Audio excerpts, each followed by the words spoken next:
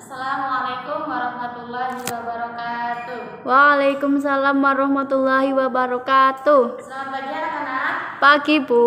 Bagaimana kabar kalian hari ini? Alhamdulillah, luar biasa. Allahu Akbar. Sudah siap ya mengikuti pelajaran kali ini? Siap, Bu.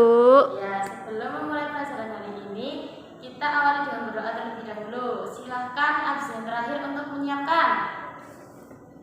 Di tempat duduk siap gerak. Berdoa mulai. Bismillahirrahmanirrahim.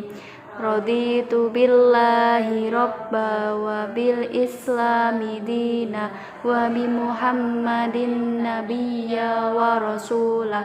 Rabbi zidni ilma warzuqni fahma. Amin.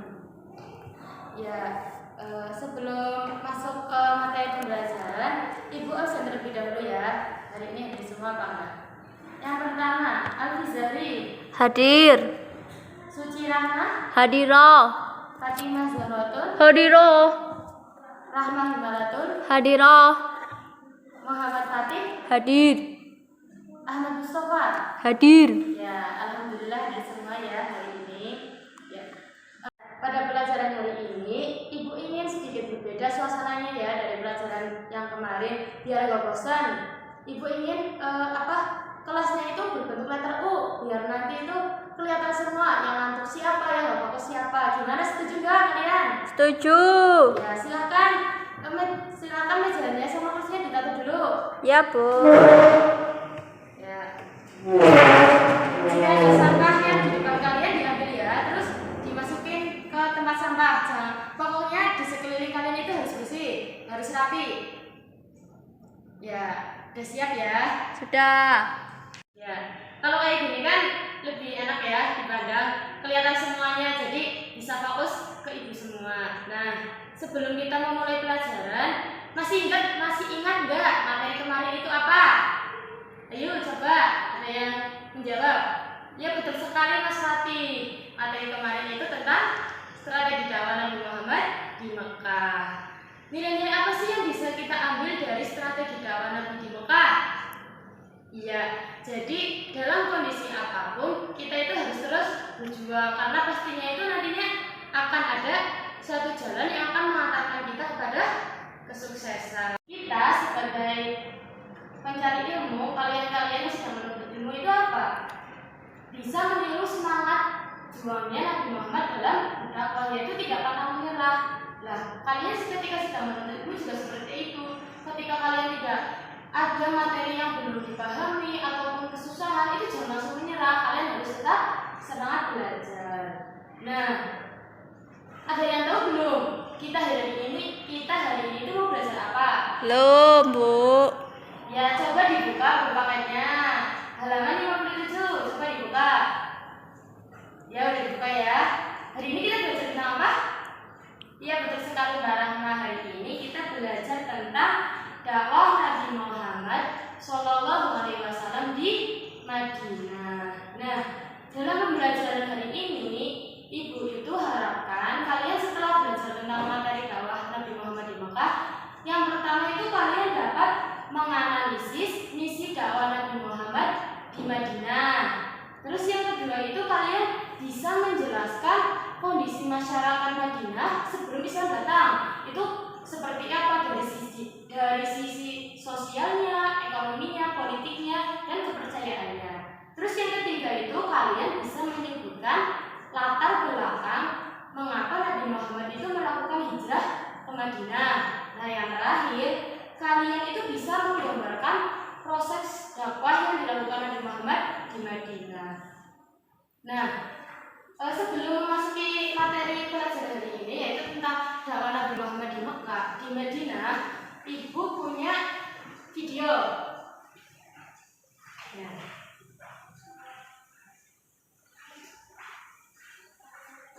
Kalian bisa lihat ke depan. Kalian simak ya video yang Ibu berikan ini. Kondisi masyarakat Madinah sebelum Islam.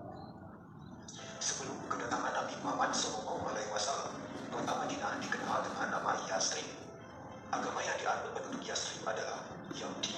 Nasrani, dan Pagan. Yastrib memiliki dua kebudayaan, yaitu kebudayaan Arab dan Yahudi. Mereka berkembang dan menyebar sehingga memiliki kebudayaan tersendiri. Di samping itu, kedua bangsa berkembang menjadi beberapa suku atau kabilah. Adapun kabilah-kabilah yang berada di Yastrib atau Madinah antara lain kabilah Aus, kabilah Khwarez, dan kabilah Yahudi. Yastrib berada di tempat strategis sebagai jalur penghubung perdagangan antara kota Yaman di selatan dan Syria di utara. Yastrib termasuk daerah subur di sekitar Kawah Tandus. Yastrib merupakan kota yang makmur dan subur dengan pertaniannya. Kota Yastrib atau Madinah terdapat di daerah persawahan dan perkebunan yang menjadi sandaran. Penghasilan terbesarnya adalah kurma dan anggur. Ya, udah kan? Udah dilihat videonya. Kira-kira tadi dalam video tersebut itu menceritakan tentang apa? Ayo. Ya, betul sekali Mbak Fatimah ya. Di video ini itu menceritakan tentang kepercayaan masyarakat Madinah. Terus selanjutnya apa lagi? Ya Mas Tova, apa? Tentang ekonomi masyarakat Madinah. Ya betul sekali. Terus kira-kira apa lagi? Mbak Suci bisa coba dijawab apa? Iya, tentang kondisi sosial masyarakat Madinah. Ya, jadi dalam video yang Ibu putar tadi itu menceritakan tentang gambaran umum tentang kondisi masyarakat Madinah sebelum Islam datang. Nah, itu ada 4 ya, dari kepercayaannya, terus politiknya, sosial, sama ekonomi. Yang pertama itu dari kepercayaannya. Dari kepercayaannya itu masyarakat Madinah pra-Islam adalah masyarakat yang menganut agama Yahudi, Nasrani, dan Pagan. Agama Yahudi adalah agama yang mayoritas berkembang di masyarakat Madinah karena agama Yahudi itu ketika itu dibawa oleh para imigran dari utara yang menghindar dari kejaran tentara Romawi. Nah, terus selanjutnya itu agama Nasrani. Ada yang tahu nggak agama Nasrani itu apa? Belum. Iya, jadi agama Nasrani itu adalah agama yang muncul setelah Nabi Isa turun. Agama Nasrani adalah agama yang mengikuti ajaran Nabi Isa. Namun pada perkembangan selanjutnya itu agama Nasrani itu sudah melenceng dari ajaran-ajaran yang seharusnya. Agama Nasrani ini adalah agama yang pemeluknya itu minoritas di Madinah. Karena tadi sebagian besar itu sudah memeluk agama Yahudi. Nah, terus yang ketiga itu agama Pagan. Ada yang nggak tahu, udah pernah dengar atau udah tahu tentang agama Pagan itu apa? Belum. Belum ya? Kira-kira apa? Ayo. Ya, jadi agama Pagan adalah agama yang mempercayai tentang benda-benda atau makhluk-makhluk yang ada di bumi itu memiliki kekuatan spiritual. Agama Pagan ini adalah agama yang berkembang di masyarakat Makkah sebelum Islam datang. Ya, ada yang menyembah berhala, ada yang menyembah bintang, ada yang menyembah roh nenek moyang dan sebagainya. Nah, kenapa agama Pagan ini bisa berkembang di Madinah? Karena masyarakat Madinah itu menganggap suku Quraisy dan masyarakat Arab pada umumnya itu adalah sebagai panutan dalam beribadah, dalam berkehidupan sosial dan semacamnya, sehingga mereka itu mengikuti agama yang dianut oleh masyarakat Mekah pra-Islam, yaitu agama Pagan. Nah, kan di Madinah itu ada 3 agama ya, tadi itu ada Yahudi, ada Nasrani, ada Pagan. Antara agama Yahudi sama agama Pagan ini ritual ibadahnya itu berbeda, sehingga pada perkembangan selanjutnya dalam kehidupan bermasyarakat itu penganut agama Pagan sama agama Yahudi itu sering berselisih, bahkan tidak menimbulkan perselisihan yang berakibat peperangan antara penganut agama Pagan dan penganut agama Yahudi. Kedua, itu tentang kondisi apa tadi? Kondisi politiknya itu gimana tadi? Apa yang kalian lihat di video? Ayo coba Mbak Fatimah Ya, betul sekali Mbak Fatimah. Tadi itu kalau di politik dipimpin oleh kabilah. Dipimpin oleh kabilah, ada dua kabilah terbesar yaitu Aus dan Khazraj. Nah, jadi di Madinah sebelum Islam datang itu tidak mengenal sistem kerajaan atau sistem perpolitikan yang ketat. Mereka itu dipimpin oleh kabilah-kabilah yang paling besar dan yang dianggap itu paling berkuasa. Seperti sama di Mekah juga seperti itu. Sebelum Islam datang itu tidak mengenal sistem kekuasaan. Yang berkuasa adalah kabilah yang terkuat dan yang menjadi pemimpin adalah orang yang dianggap paling kuat dan paling dihormati dalam kabilah tersebut. Di Madinah itu ada dua kabilah, ada dua suku bangsa yang memiliki mayoritas penduduknya itu terbanyak. Yang pertama itu tadi suku Aus dan Khazraj yang mendiami wilayah selatan Madinah, dan yang kedua itu bangsa Yahudi. Karena bangsa Yahudi ini adalah merupakan imigran dari bangsa utara yang menghindari pengajaran dari tentara Romawi. Terus yang selanjutnya itu kondisi sosial. Kondisi sosial ini bagaimana? Apakah sama seperti masyarakat Mekah yang ketika itu akhlaknya itu jauh dari kata terpuji ya, masih suka meminum minuman keras? Apakah sudah lebih baik ataupun gimana? Coba tadi dari video tadi itu gimana? Ya, betul sekali Mas Fatih. Jadi kondisi sosial masyarakat Madinah itu lebih baik ya daripada masyarakat Mekah. Pertama itu dipengaruhi oleh faktor kondisi alam. Kondisi alamnya itu tanah Madinah berada di wilayah yang sangat strategis, merupakan wilayah yang menjadikan penghubung antara Syam dan Syria, sehingga letaknya itu sangat strategis. Dan juga wilayah Madinah itu memiliki sumber daya alam dan sumber mata air yang sangat memadai, sehingga itu akan mempengaruhi watak pemikiran masyarakat Madinah. Watak pemikiran masyarakat Madinah itu terkenal dengan kelembutan budi pekerti dan hatinya. Beda dengan masyarakat Mekah. Masyarakat Mekah adalah masyarakat yang tinggal di daerah gurun yang panas, sehingga pola pikirnya itu juga ikut keras.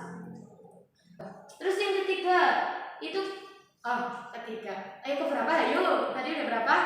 Iya, sekarang yang keempat. Yang keempat itu tentang ekonominya. Ekonominya itu sudah maju ya.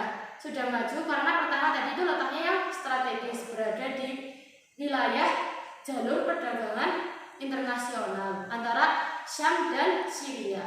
Terus yang kedua itu memiliki sumber daya yang sangat melimpah. Jadi ekonomi masyarakat Madinah itu sudah maju dengan penghasilan utamanya itu kebun berupa kurma dan anggur ya. Ya mungkin itu gambaran secara umum ya dari Ibu tentang kondisi masyarakat Madinah sebelum Islam datang. Ada yang mau ditanyakan enggak? Belum. Belum ya? Kita lanjut ke materi berikutnya tentang hijrah Nabi Muhammad Sallallahu Alaihi Wasallam ke Madinah. Kalian bisa simak video berikut. Hampir semua umat Islam saat itu meninggalkan kota Mekah dan berhijrah ke Yathrib. Hanya Abu Bakar dan Ali bin Abi Thalib tetap di Mekah bersama Nabi. Karena ketakutan kaum kafir Quraisy setelah Nabi hijrah ke Madinah menyiapkan untuk dan akan memerangi mereka, maka mereka merencanakan untuk membunuh Nabi Sallallahu Alaihi Wasallam. Pada malam hijrah, Nabi Muhammad Sallallahu Alaihi Wasallam meminta Ali bin Abi Thalib untuk memakai mantelnya dan berbaring di tempat tidurnya. Kemudian diam-diam Nabi dan Abu Bakar berhijrah ke Yathrib. Ketika Al-Qur'an kafir Quraisy melihat seseorang yang berbaring di tempat tidur dan mengira bahwa Nabi Sallallahu Alaihi Wasallam masih tidur, setelah tahu bahwa yang tidur adalah Ali bin Abi Thalib, mereka menyeretnya ke Masjidil Haram dan memiksanya lalu melepaskannya. Sementara Nabi dan Abu Bakar pergi ke arah selatan, arah yang berlawanan pada sahabat yang berhijrah ke Yathrib. Kemudian bermalam di Gua Thur sampai situasi aman. Ketika itu, kaum kafir Quraisy mengadakan sayembara dengan hadiah 100 ekor unta bagi orang yang dapat menyerahkan Nabi Muhammad Sallallahu Alaihi Wasallam. Berita tersebut sampai ke Surabaya kembali karena tempat tinggalnya salah dengan Nabi berhijrah. Dia pun bergegas untuk mengejar Nabi. Dia mengalihkan orang-orang yang mencari Nabi ke arah lain dengan niat tidak mau memperoleh unta-unta tersebut seorang diri. Dia mengejar Nabi dengan kuda terbaiknya. Ketika Nabi berada di hadapannya, tiba-tiba kudanya terjebak sampai 3 kali. Tepat di hadapannya, dia hendak memanah Nabi, namun tubuhnya tiba-tiba kaku. Sadar bahwa yang dia kejar bukan orang biasa. Dia pun memanggil Nabi dan meminta maaf atas keadaannya itu. Nabi memaafkannya dan menjanjikan gelang Kisra Persia. Setelah itu, Suraka pergi dan mengalihkan orang-orang yang hendak mencari Nabi sampai akhirnya Nabi tiba di Madinah. Ya. Tadi apa? Video tersebut bercerita tentang apa? Bercerita tentang proses hijrah Nabi Muhammad di Madinah. Nah, tadi kan ibu udah jelasin lah, ya. Nah, sekarang ibu ingin kalian itu diskusi kelompok. Nah, ibu mau kalian itu dibagi menjadi 4 kelompok. Pembagiannya sesuai tempat duduk aja ya. Nanti yang 4 kayak gitu, putar. Nanti jadi mudah untuk berdiskusi. Itu yang di belakang ngantuk ya. Silakan bisa cuci muka dulu biar nggak ngantuk. Ya, silakan Mas. Ya gimana, udah seger kan udah cuci muka? Iya, udah nggak ngantuk lagi ya. Nah, kita lanjut ya pelajaran ini, proses diskusi. Jadi tadi kan ibu membagi jadi 4 kelompok. Kelompok pertama itu membahas tentang pengertian hijrah, baik secara maknawi maupun secara makani. Kalian bahas tentang hijrah tadi. Terus yang kedua itu kelompok 2 membahas tentang alasan Nabi Muhammad melakukan hijrah dan mengapa Nabi Muhammad itu memilih Madinah sebagai tempat hijrah. Nah, terus kelompok ketiga itu membahas tentang reaksi kaum kafir Quraisy. Reaksinya setelah Nabi Muhammad itu melakukan hijrah ke Madinah. Nah, kelompok terakhir, kelompok 4 itu membahas tentang proses hijrah Nabi Muhammad dari Mekah ke Madinah. Nah, nanti sistemnya itu kalian ibu kasih waktu 10 menit. Ibu kasih waktu 10 menit diskusi. Satu kelompok itu harus diskusi semua ya, jangan hanya cuma ada yang numpang nama kok. Pokoknya kalian mengeluarkan pendapat kalian sebisanya. Nah, setelah 10 menit, perwakilan satu kelompok masing-masing maju ke depan, maju ke tengah, menjelaskan hasil diskusi kalian kepada teman-teman di kelas. Ya, Budang, sistemnya gimana, Budang? Mudeng. Ya. Nah, untuk menyingkat waktu, diskusinya bisa dimulai. Silakan. Ibu kasih waktu 10 menit ya untuk berdiskusi.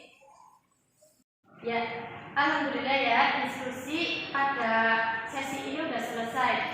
Ibu sangat mengapresiasi kalian, keaktifan kalian, keberanian kalian itu menyampaikan pendapat kalian di depan umum. Ibu sangat mengapresiasi kalian sudah lebih baik dari diskusi yang dilakukan pada pertemuan sebelumnya.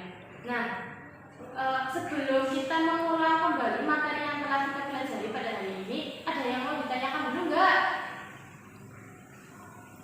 Tidak. Tidak ya. Ya, jika tidak ada yang ditanyakan, kita review kembali ya apa yang telah kita pelajari hari ini. Yang pertama itu kondisi masyarakat Madinah sebelum Islam datang. Yang pertama dari kepercayaannya itu apa aja? Ya betul, penganut agama Yahudi sebagai mayoritasnya, terus ada juga agama Kristen dan agama pagan. Nah, yang kedua itu kalau kondisi sosialnya gimana? Ya, masyarakatnya itu lebih baik daripada masyarakat Mekah dari sisi budi pekertinya ya. Terus yang ketiga itu kondisi politiknya gimana tadi? Dipimpin oleh kabilah, belum ada kekuasaan seperti kerajaan. Terus yang keempat, kalau kondisi ekonominya sudah sangat maju dengan kurma dan anggur sebagai hasil kebun yang utama. Nah, terus tadi yang hasil diskusi itu tentang proses hijrah. Hijrah itu apa? Tadi itu hijrah ada 2 ya. Coba ayo Mas Fatih, apa tadi hijrah? Iya betul. Hijrah itu ada bisa dimaknai dua macam, secara makanik dan secara makna. Nah, terus kan tadi sudah pengertian hijrah ya. Terus faktor-faktor yang menyebabkan Nabi hijrah apa? Karena masyarakat kafir Quraisy itu semakin gencar memusuhi Nabi Muhammad. Bahkan ketika itu terjadi pemboikotan selama 3 tahun ya di Mekah. Nah, kenapa Madinah yang dipilih sebagai tempat hijrah? Pertama, Madinah itu letaknya itu dekat dengan Mekah.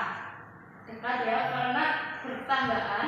Terus yang kedua itu Nabi Muhammad sebelum menjadi Rasul telah memiliki hubungan yang baik dengan masyarakat Madinah, yang mana itu nenek beliau adalah orang Yasrib dan juga ayah Nabi Muhammad itu dimakamkan di Yasrib. Nah, yang ketiga itu masyarakat Madinah terkenal apa tadi? Kelembutan budi pekerti dan hatinya. Nah, yang terakhir, hijrah bagi Nabi Muhammad itu bukan sekedar perintah Allah, tapi itu adalah sebuah keharusan. Itu ya materi yang bisa kita pelajari hari ini. Nilai-nilai yang bisa diambil dari apa tadi? Proses hijrah Nabi Muhammad itu apa? Kita sebagai apa ya? Kalian yang sedang menuntut ilmu itu apa? Dalam melakukan sesuatu itu tidak bisa secara secara utuh, bukan utuh. Kalian itu tidak bisa melakukan sesuatu itu secara itu aja, harus punya taktik atau strategi. Begitupun juga dalam mencari ilmu, kalian itu harus punya siasat atau strategi tertentu agar kalian itu bisa maksimal dalam mencari ilmu. Gimana? Udah mbak materi hari ini? Udah. Iya. Untuk minggu depan, ibu kasih tugas nih. Itu membuat peta konsep. Jadi kalian tadi hasil dari diskusi kalian terus penjelasan ibu, kalian itu gambarkan secara umum. Kalian tulis hal-hal yang penting saja, terus dibuat peta konsep agar kalian lebih mudah memahaminya. Nanti tugas ini kalian kumpulkan di meja ibu minggu depan ya. Ketua kelas bisa mengumpulkan di kantor di meja ibu. Satu kan? Sabu. Ya. Ya mungkin cukup sekian ya pelajaran dari ibu hari ini. Marilah kita tutup dengan bacaan hamdalah dan doa kafaratul majelis bersama. Alhamdulillahirabbil alamin. Subhanakallahumma wa bihamdika asyhadu an la ilaha illa anta astaghfiruka wa atubu ilaik. Kurang lebihnya mohon maaf. Semoga apa yang kita pelajari hari ini bisa membawa kemanfaatan dan keberkahan dalam hidup kita. Amin. Ya, sekian dari ibu. Wabillahi taufiq wal hidayah. Wassalamualaikum warahmatullahi wabarakatuh. Waalaikumsalam warahmatullahi wabarakatuh.